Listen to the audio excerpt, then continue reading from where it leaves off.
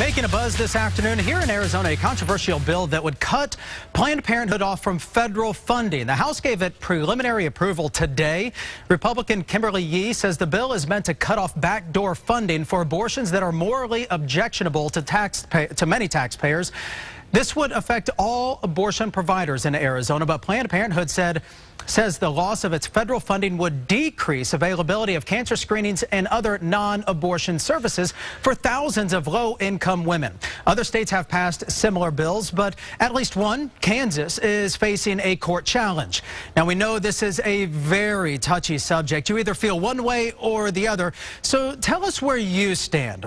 Would your vote it down, or would you pass this? And boy, this is such a touchy subject. It's uncomfortable. And joining us to discuss it, putting you right there on the hot seat. Welcome aboard. Yes, you are with the Miss Sprint Cup organization. How do you feel about this? Well, I think it highlighted a good point that some of those facilities that do provide abortions are also Planned Parenthood, which provide cancer screenings and a lot of other great tools for people who are in need of those. And having had a lot of close friends and family members who have suffered from cancer, I would hate to take away funding for something that provides things like cancer screening. And mainly this targets women's health. Yes, because absolutely.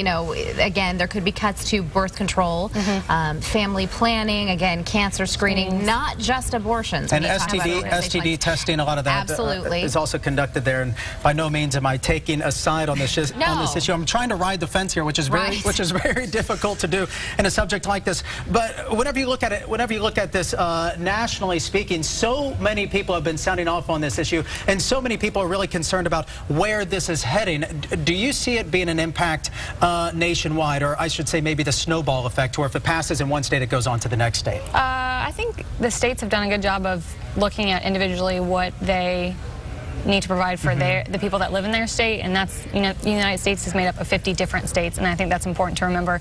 Just because one state does that doesn't mean another state's going to or has to, and I think we've seen that in other areas as well.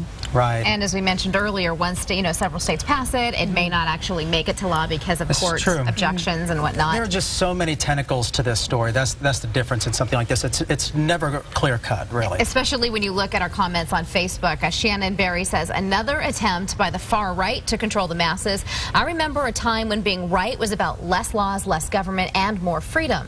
Misty Hernandez writes in, I said good because I personally do not believe in abortion. Why should my tax dollars be used to pay for something like legally murdering an innocent baby? Mary Sivak says bad. Funds do not just fund abortions. These institutions also offer reduced birth control management costs that many less fortunate individuals utilize. Kimberly Imes Adair writes in, I've been to Planned Parenthood. Some services are great for the state, like birth control, screening for STDs, etc.